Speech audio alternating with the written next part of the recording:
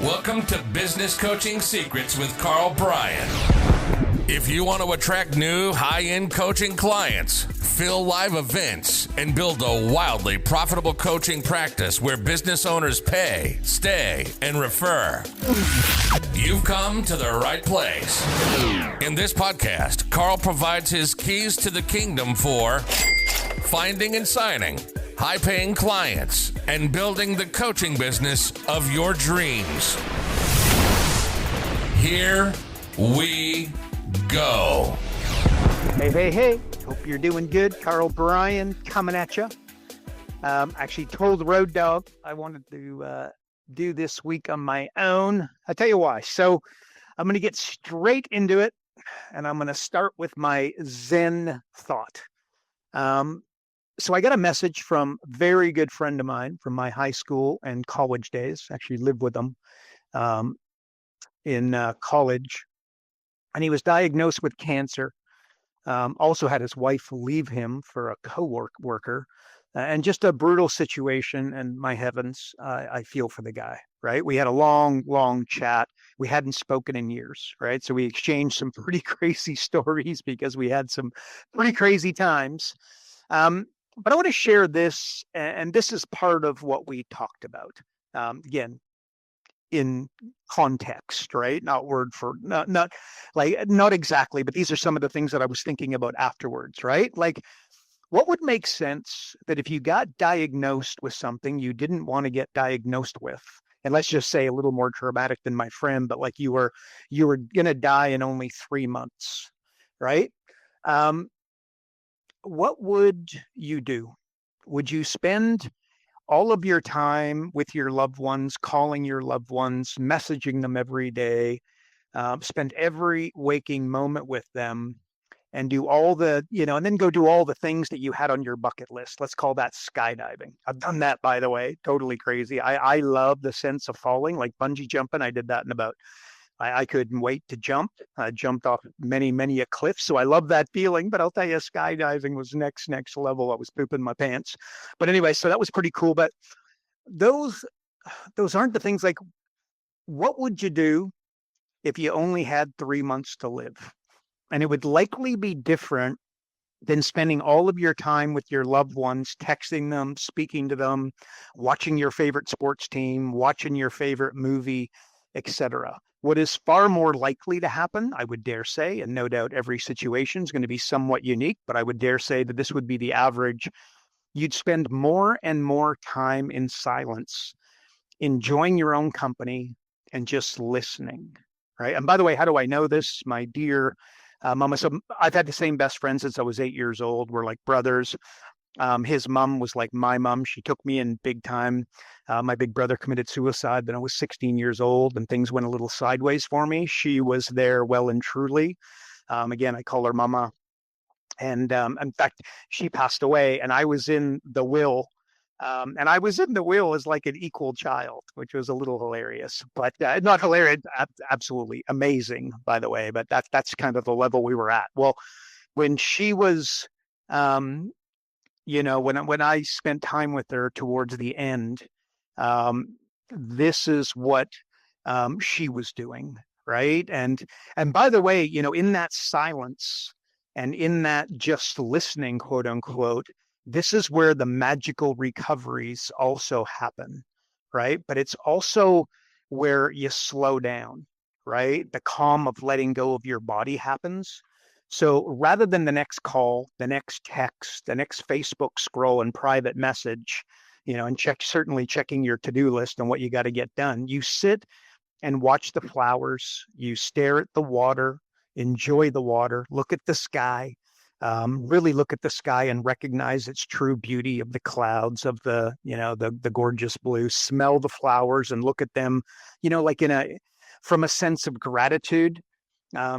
What you will find, the person will spend a lifetime of silence in those 3 to 6 months, more than they did possibly the previous 50, 60, 70 years that they've had on this earth. So like translation, people are more worried about running out of money than they are worried about having a bad life.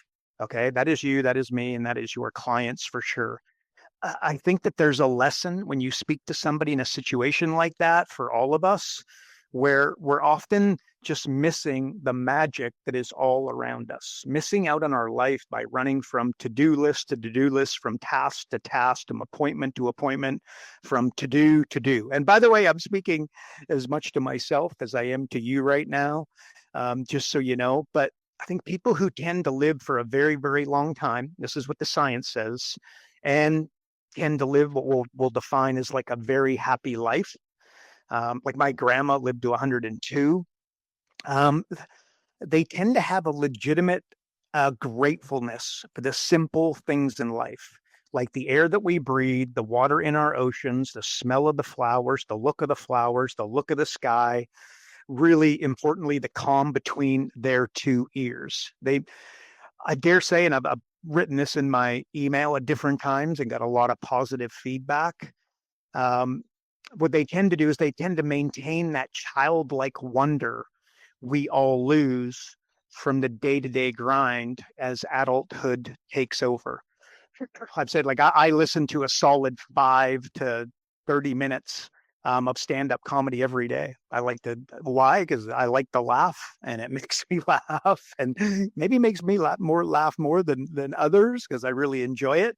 But that's something that I feel like allows me to keep that, childlike wonder. Not that I think, by the way, I would be the poster child of somebody able to really dial in on their childlike wonder for sure. But at the same time, there might be some magic there for you, right? And very importantly for your clients. Like I've said this lots of times, like what would your 90-year-old self give you as guidance? And I would dare say they'd say, learn how to be alone in nature, learn how to live happily in your own silence with your own thoughts. They would definitely want you to be more forgiving of yourself. I'm positive of that. They'd also encourage you to take the risk, to take failure, face it with courage, and go at it head on. They would also say, by the way, be social as possible. You can still slow down and enjoy silence while being very socially active. To be clear, it's not an and. Or it's not an or, it's an and, right? So that's my Zen thought of today, and one that's very, very top of mind as I think about a very, very close buddy who, we had a long, very passionate chat, and I just grappling with my buddy in the wars. And one of my best friends died not long ago at the ripe old age of 52. Again, he's like a bit of a brother. I lived in Australia for a long time, and he was like my Australian brother. There's actually three of us. Shout out to Johnny Mo. But three of us were very, very close. So Johnny T is no longer with us. So may he rest in peace. But anyway, so that's what I wanted to say today. But anyway, so that I got Road Dog. So he just fired me a couple of questions that I'm also going to go over. But hopefully that provides you a little bit of Zen, and maybe you're able to take a little bit of a step back to take many steps forward.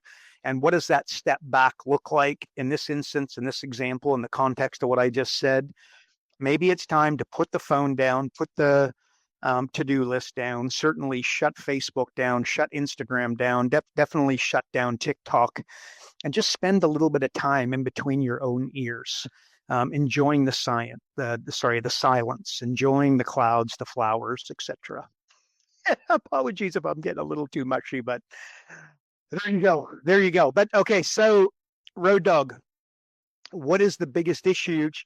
No, give me a big issue you see with the business coaching industry. Okay, there we go. Look, a big issue. I mean, I think that there's a few, and that's not necessarily a bad thing or a good thing. It's just a thing. Many industries suffer from this, but it's the wild, wild west. There is no barrier to entry. You got some enthusiasm, you can get out there and call yourself a heart-centered coach or an XYZ coach, and you're effectively off to the races. A lot of the time, what coaches will do is they tell me, I'm super passionate about helping people, and that's the reason they get started as a coach. And by the way, that's fair enough. But I would dare say, like I drive a fast car, that does not make me a mechanic, right? So, like, what would I say is the secret to coaching and a better reason to get into it?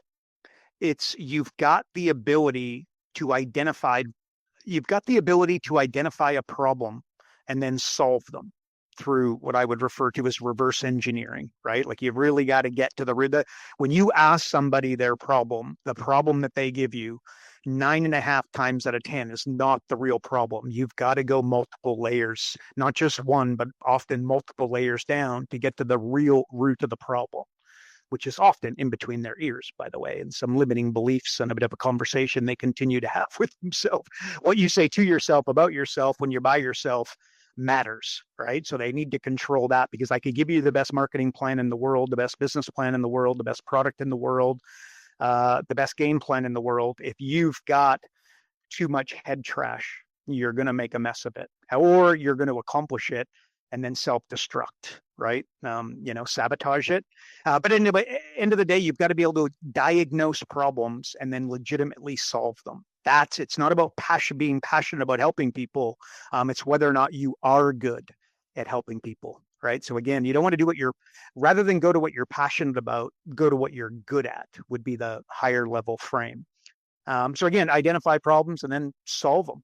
And by the way, hence why I built business coaching software over a decade ago, and why we built profit acceleration software to make coaching as turnkey as humanly possible.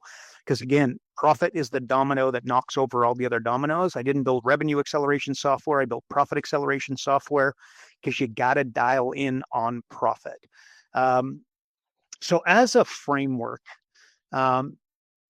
here is what happened on a pretty cool day that I just happened to have told my friend about what I just mentioned. Like my wife and my daughter and I, we went with some friends, went horseback riding in the ocean, right? It was totally awesome. Saw a stingray that was like totally massive. I'm going to say like a 5-foot wingspan. We're walking in 4 feet of water on the horse, ran along the beach at what it felt like Mach 4 speeds, water splashing up and the wind flowing through your hair. Felt like running in a wet version of the Kentucky Derby. Truthfully, it was like unreal. I love seeing my wife do this, and also definitely, love seeing my daughter do it, and, seeing her learn how to ride, build some confidence literally over the hour. I could literally see it because I was riding right behind her. So the ride was over and there was a stand set up, and a guy was, selling water and refreshments, right? Like for the riders, just got off the horses. A lot of people walking by on the beach, etc. There was a long line, and the friend that we were with, he basically goes, "Look, no, I'm not waiting, right? The line is too long." And to me, I said, "Water. I want water. I need water.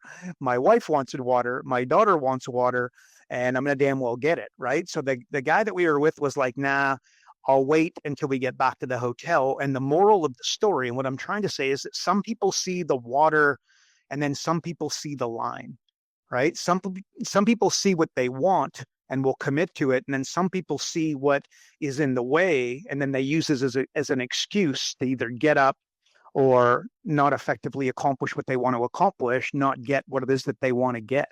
So think of other areas of your life where the same thing happens to you and people around you, where you see the line rather than the water, rather than the result. Like where does that come and where is that prevalent? And I would dare say that as you reverse engineer your own thoughts over a week, over a month, over a quarter, over a year, and then of course you do the exact same thing with your coaching client, I can tell you a lot of the time what they're doing is they're seeing the task, they're seeing, the line as opposed to the water. And I just think that's a major issue. It's just, what are you focusing on? Are you focusing on problems? Or are you focusing on solutions? So when you're in a positive state of mind, you'll see solutions. And when you're in a negative state of mind, you'll see the challenges, right? You've got to make sure. So before you go about putting together your lead generation game plan, your conversion game plan, working with the clients, getting the clients, solving their problems, it would make sense that you take a step backwards, like I kind of talked about earlier, before you take a step forwards to get yourself in the right frame of mind. Because again, in a positive state, it's going to be so much easier for you to see the solutions. In fact, it will happen organically. But in a negative state of mind, what will happen organically is that you will see the opposite. You'll be recognizing the line, right? It's like in coaching, everybody wants to be a public. So many people that I speak to want to be a public speaker. They don't want to fill the rooms. Therefore, guess what? The aspiring speaker never gets off the ground, and the dreams stay within their, between their ears or in fantasy land, never accomplished. Like Another issue that I would say I see success in business coaching is a game of hide and seek with their teenage friends, right? Like it's magically going to show up. Right? Like I say, there's three levels of coaches. Level one at the bottom is the hiders. They hide behind their computer, stare at the phone, and experience pain. The second level is the wingers, right? So they wing their opening, wing their close, wing the presentation, and worst of all, they wing it with their clients. Okay. And then there's the third level, and where you need to aspire to be is the installers, right? So, like Profit Acceleration Software, we have built an operating system that gets installed in the business. So it's really, really easy for us to train you on it. It's really, really easy for you to train your coaching clients on it. And it's really, really easy for the coaching client to stay on course, to stay on path within the railroad tracks of the operating system, which is effectively called the Jumpstart 12, by the way. You've heard me reference that, no doubt, lots of times. But if you're hiding behind your computer, staring at the phone and experiencing pain, you can't expect for success to magically come and donkey on top of the head. It's just not going to happen, right? It's not the way it works. It's the journey. You work hard every day to stay passionate. Like not being able to see the forest through the trees or seeing the summit, but not seeing the mountain. Progress equals happiness, right? Road Dog ends every episode that we do with those words. Progress equals happiness. Well, the problem is happiness is not a destination, right? It's like a continuum. So maybe a better framework, I just mentioned this, don't do what you love what you do, right? Like fall in love with the lead gen, fall in love with filling the rooms, fall in love with solving problems for business owners and learning all that goes with it, right? Fall in love with the learning that happens when you do it. Again, Tom Brady started throwing a football for free for a very, very long time before he started becoming the highest paid. I don't think he actually ever became the highest paid player in the league because he preferred to win. Okay. Unlike some other folks playing professional sport where they want to optimize for every single dollar and not championships. Tom Brady just signed I don't even know what it was, but like $100 million contract, I believe, with Fox. Might even be far more than that. Whatever it was, it's like a eye-watering amount of money. Without the championships, he wouldn't have, signed that contract, I would dare say, right? So all of a sudden, by foregoing $10 million a year and allowing his team to stay underneath the salary cap and sign better players, and some of the other players could make an extra $1 or $2 million a year on the back of the discount that he provided the teams, he ended up winning big time, right? So I would place that into the old delayed gratification. Translation: when you're working with your client, some of the best advice I have heard time and time again from coaches that speak to me, they say that scaled pricing was the secret sauce. Okay, so let's say that you're $2,000 a month. Instead of trying to get $2,000 a month in month one, especially when you're good at coaching and you suck at sales, okay, that's going to be a difficult deal to get done every once in a while. So why don't you scale it in? Do month one for $497, do month two for $997, do month three for $1497, and then do month four onwards for $1997. Now they've got 4 months to build up, and you get a $24,000 client per annum for a simple $497 charge. And by the way, you can't convince them at that. Guess what I would do? Do $100 month one and then $297 in month three. Give them 5 months to build it up, and now you get a $24,000 coaching client. You just needed to get a $100 payment, a $100 commitment, and now they're able to take you for a little bit of a test drive. My opinion is that's a little bit similar to what I just said about Tom Brady, whereby he didn't get paid for a long time, and now he's making more money in the broadcast booth than he ever made in the throwing the football. And by the way, the broadcast booth, there is no salary cap, so he had no reason to offer a discount to Fox Sports, which he clearly did not. Anyway, so just thinking about that, and maybe Tom Brady, like a better bit of advice than doing what you love, okay, would be do what you're good at. Okay, your clients, rather than do what you love, do what you're good at. Right? There'll be billionaires all over the world, and they give this advice at university and in speeches and on YouTube. And it's like, follow your passion, follow your passion. You know what? They made their billions in oil and gas, right? Selling minerals, doing things that, quite frankly, they weren't overly passionate about. So that sometimes I would dare say that advice is advice to stay away from. What are you good at? I would go to that. I was a very successful business coach 20 years ago. And guess what? So I went into the game of business coaching, which is something that, I've had a lot of well-documented success in it. So anywho, do what you're good at. As opposed to what you love. Your clients, do what you love. Your kids, do what you're good at as opposed to what you love. And then fall in love with the process, fall in love with the lead gen, fall in love with the marketing, fall in love with the conversion, fall in love with solving the problems for your clients, etc. Make that your love as opposed to football, baseball, hockey, real estate, etc. Anyway, so I don't know. With that said, let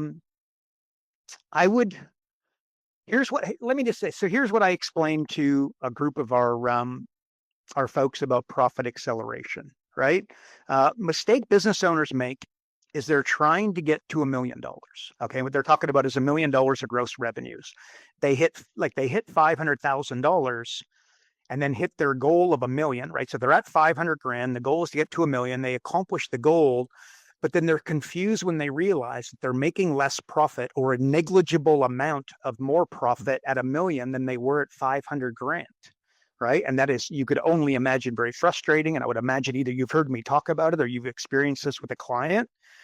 The difference, like at $1 million, they've got way more staff. They got way more things to manage. They got way more headaches. They're way more overwhelmed as a general rule, right? And they don't really understand the reason why they feel like they're going backwards instead of forwards when they're actually accomplishing their goal. So a way better goal. So if that's the problem, what's the solution? Well, a way better goal than making $1 million of gross revenues for your ego is to make $500,000 a year with 50% gross profit margins and then a net profit of like 250 grand, which, depending upon what kind of business they're in, that may or may not be possible, right? But if they concentrated on keeping a tight, simple, valuable business that keeps getting better and then keeps getting easier to run as they go.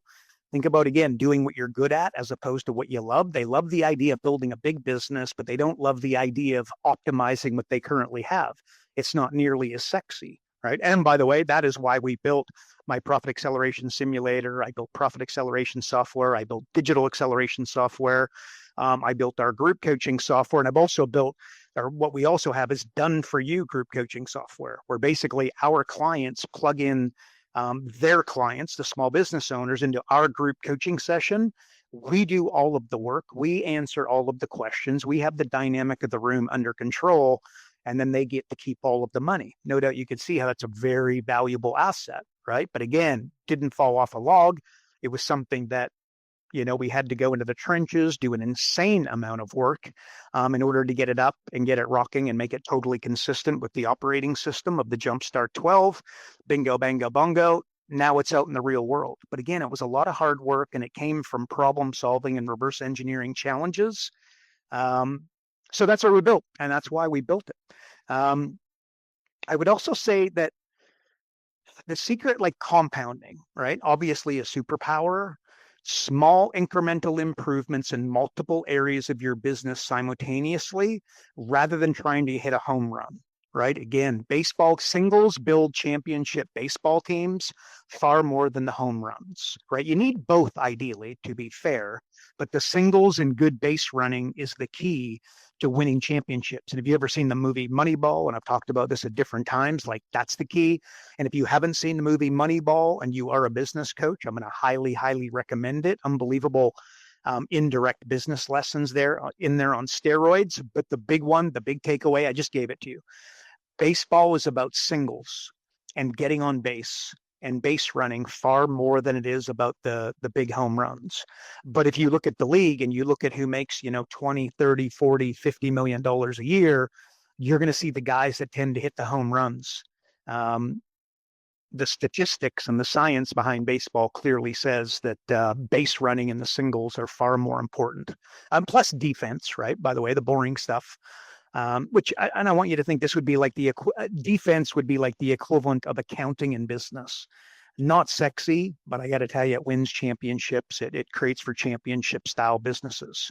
Um, Actually, I was going to talk about checklists today, but I'm going to go slightly different. Like an example of a small adjustment that you could make, your clients could make. An example I'd give you, like in Europe, there was this phenomenon of the Black Death of childbed.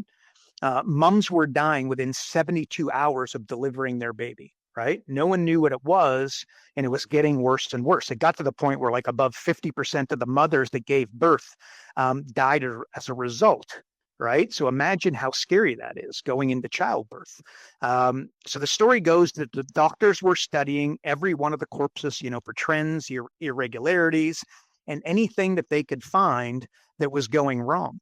Well, a researcher pointed out, after reverse engineering and a whole lot of time, energy, and focused effort, the doctors that were doing the autopsies in the AM, like in the morning, were not sterilizing their hands before going in and helping the mums give birth. So they made this adjustment of sterilization, and guess what? Bingo, bango, bongo, the Black Death of childbed literally disappeared, never to return. Right? So again, a checklist, just reverse engineering, go, whoa, whoa, whoa, whoa. Here's something that you must do before you go in to see mom. And by the way, airplanes go down as a result of pilot error, not mechanical issues, like 90% of the time. Like, would you want to fly with a pilot that didn't go through their pre-flight checklists?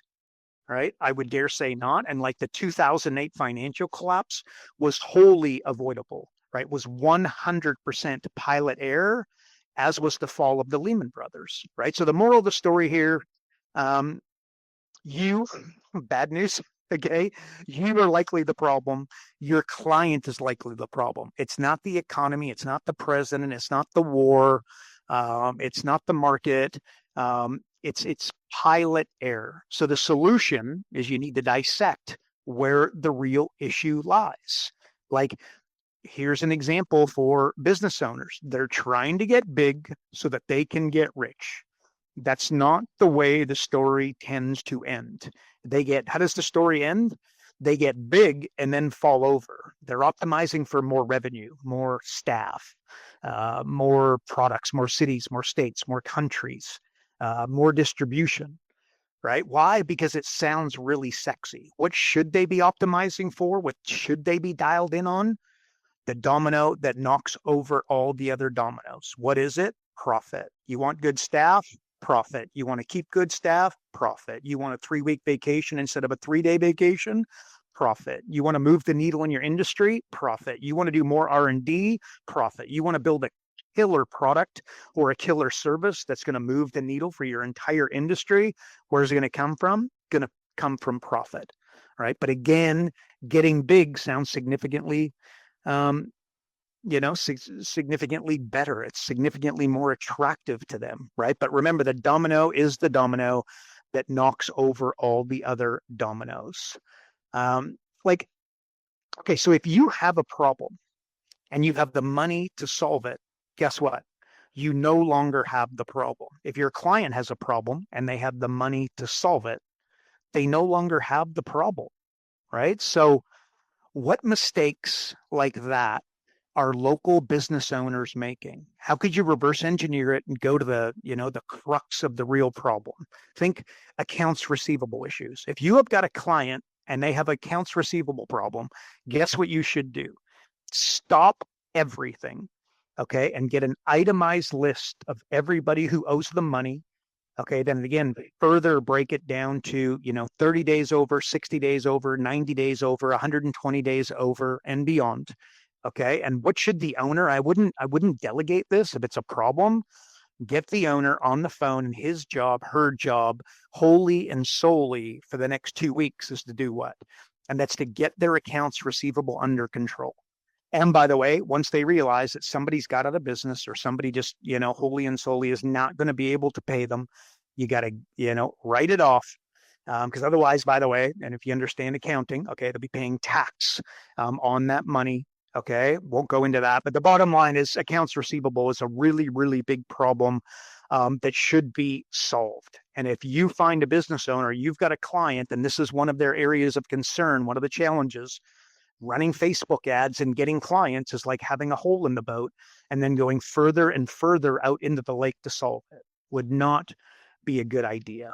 It's like, the law of triviality. I wrote about this some time ago on one of my emails, but like a real simple example of it is like your local city probably worries more about the parks, okay, and the bike path than they do about traffic flow, and then enough parking downtown. What should they be concentrating on? What should they be optimizing for if they want to have a great city? I would dare say traffic issues, traffic flow issues, and parking challenges in popular spots will be significantly more important than the park. Okay, and not to say they shouldn't have a killer park with, beautiful flowers and bike paths, etc. But if this is the problem, this is like an accounts receivable problem over some of the more trivial stuff. And the translation of that is that your client will generally go towards triviality as opposed to the other direction. Think 80-20. Okay, remember 80-20 is simply a mental model. I had a long conversation about this with one of my clients who's a very, very smart guy. So shout out to Ron. But basically like 80-20, it's a universal principle, first of all. Okay, but it's like a mental model, and it's not one that will come naturally to you, I would imagine. And I almost bet my life that it doesn't come naturally to your client. Okay, so 80-20, right? 20% of their clients spend 80% of the money, 20% of their staff provide 80% of the value, 20% of their products make up 80% of the sales, etc. Okay, but the magic is you take a magnifying glass and you put it over the 20, and then another magnifying glass and put it over that 20. What happens? You like go 80-20 and you break it down until you get to like 95 and then 51. Translation, 1% of their activities, 1% of the stuff that they're doing in their company provides 50% of the value. And then my question is, what are those 1% activities? And I assure you that the business owner, the chiropractor, the dentist, the butcher, the baker, the candlestick maker are spending exactly zero time zeroing in on what their 1% activities are. Get them to do it, right? And again, it does not come naturally. There's something that, will kind of go against the grain. But the good news is, remember, if you get 1% better every day, if your client gets 1% better every day at any one discipline, any one, act within their business, they get a, what's the number? I can't remember. They get a 37x return over 12 months. Okay, don't quote me on that number. I believe that's right. Pretty damn close. The bottom line is they get like a massive return. So you get 1% better, 1% better, 1% better, 1% better. By the end of the year, they're absolutely dangerous in terms of their ability to do that task. So again, like the average coach, I always say, if you can coach, you can't sell. And if you can sell, you can't coach, right? Well, if you were the coach that can't sell, unfortunately, I'm telling you that, closing deals and getting clients is just part of the nature of being a successful business coach. It's just something that you've got to do. We'll just get a little bit better, a little bit better, a little bit better, a little bit better, a little bit better, a little bit better, as opposed to trying to hit the home run. So it comes back to Moneyball and the singles over the home runs. Just hit a single. You're bunting. Okay, every day you're just bunting to get a little bit better, a little bit better. You're reading the book, you're going to the audio, you're going to the podcast, etc. Again, another really, really good example of that is compounding, where you double a penny every day for 30 days. And what happens? And you're over $5 million in 30 days. If you've never heard that example, right now you're thinking is, how the hell the numbers get that big? And I assure you, the chiropractor, the dentist will be saying that to you, right? Well, it's the same thing. When you just get a little bit better, a little bit better, a little bit better, that the results start compounding on top of one another. And all of a sudden you're a great salesperson. Conversion comes very, very naturally, but you have your own style. Right. Another thing that I always say is, if you introduced me to a business coach with a lack of leads, I'll introduce you to a business coach with a lack of confidence. Right. You can't transfer that which you don't own. So if you don't have belief in your coaching, it's going to be borderline impossible for you to transfer the belief into the client across the table or across the phone or across the Zoom meeting. Right. So if you don't have conviction, you're not going to be able to provide them conviction. If you don't have confidence, you're not going to be able to install confidence in them. If you don't have confidence in the operating system that you're using, you're not going to be able to relay that confidence across the table, across the phone, etc. So 80-20, I think that there's a lot of power in that. And then the 1% activities, very, very few people will take the time to slow down, take a step back to make, multiple forwards in order to work out what those activities, what those things are within their company. So what are they doing? They're optimized, like they're likely not optimizing, no, they likely are optimizing for getting bigger and hitting $1 million revenues. And they're obsessed with it. What they're not doing is what I just described is, reverse engineering their products, their services, their business, their clients, their revenues, and where they're coming from. And that would I dare say, would be a significantly valuable, more valuable use of their time. So that's all I got for today, folks. But again, a little shout out to my boy Dan, who's gone through a pretty tough time here, but I think he's going to pop out the other side. He's dialed in, and again, a very, very good friend from my high school and college days. So anyways, but that's what I got for today, guys. Maybe just a step backward to take many forward. And maybe what I'll do is just Road Dog at this point would say, like, what's the one thing? And I would just say that it's like recognizing when you understand when something happens, and if you were to be diagnosed with, 30, 60, 90 days, heaven forbid that happens to you. But if you were, again, getting super active and calling your friends and hanging out with your friends and your family, and no doubt there's an element of that will happen. But I think what you're going to end up finding is that you are going to spend literally a lifetime in silence and on your own. And in those thoughts, I wonder, what is it that you're going to be thinking about, and what's the beauty that you're going to be recognizing, and what's the equivalent of looking at a beautiful sky or smelling a beautiful flower, etc. And this is where the real magic happens. Okay. So you are trying to take your business to the next level. Your client's trying to take their business to the next level. You're trying to help your coaching client take their business to the next level. Often the magic pill, the secret sauce, the needle moving thought will come from where? From that silence. It will come from that sense of gratitude. Remember, when you're in a positive state, you'll see the opportunities. And when you're in a negative state, you will see the challenges.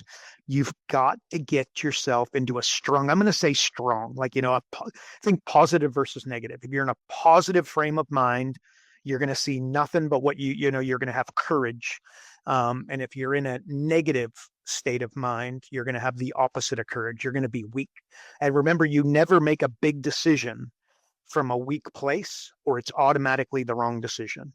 Okay, you always make a big decision from a strong space. You got to get yourself strong. How do you do that? Well, part of it is silence. Part of it is, when a hockey player falls into a slump, what do? They bring him into a room and they give them a highlight reel of them scoring and passing and, making unbelievable plays. And what does that do? It reminds them of who they are and how talented they are and how good they've been in the past. Maybe that's what you could do, again, to get into a really positive state, create that you don't need it on a video on a computer or a TV screen. You literally do it in between your ears. Do it before you go to bed. Do it as you wake up. There's huge, huge power. When you wake up in the morning, okay, and you're half asleep, you're effectively in a hypnotic state at that point. What do most people do? They grab their damn phone, by the way. Please don't do that. But when you wake up in the morning, in the first, let's just say 5 minutes while you're coming to, you're in a hypnotic state. And the influence that you can have over the space in between your ears during that 5 to 10 minutes would blow your mind. So what are you doing in that time? Right? Say really, really powerful and meaningful things to yourself. Like, why is it so easy for me to make, keep, and multiply money? Why is it so easy for me to make, keep, and multiply money? Why is it so easy for me to get 10 clients for my business coaching company at $2,000 a month within 90 days? Why does that come so easy for me? Say some things. Getting you guys, those of you that have done my masterclass, you'll recognize this. Getting clients is easy. Getting clients is fun. Getting clients is easy. Getting clients is fun. I would recommend that, by the way, that you say that to yourself every morning, ideally half asleep, but just do it in the morning at least 10 times, hopefully 100 times if you're really jacked up. Getting clients is easy. Getting clients is fun. Say that to yourself 10 to 100 times, 90 days in a row. And then on day 91, let me know how it's going for you. And I think you know instinctively what's going to happen. And by the way, you get your clients to do the exact same thing, assuming that what their goal is to get clients. But, why is it so easy for me to optimize my business for profit, et cetera? Like, just come up with that statement or that question that's really, really powerful, really, really meaningful, and comes from a place of problem solving and solving the right problem, by the way. Anyways, folks, that's what I got for you today. We will be back in a week, and I appreciate you, and I'll be speaking to you soon. And for Road Dogg, I will end the same way that he ends every episode. Ladies and gentlemen, progress equals happiness. Go get yourself some progress. God bless. Karl Bryan built Profit Acceleration Software 2.0. So as a business coach, you'll never again have to worry about working with business owners that can't afford your high-end coaching fees. Check us out at focused.com.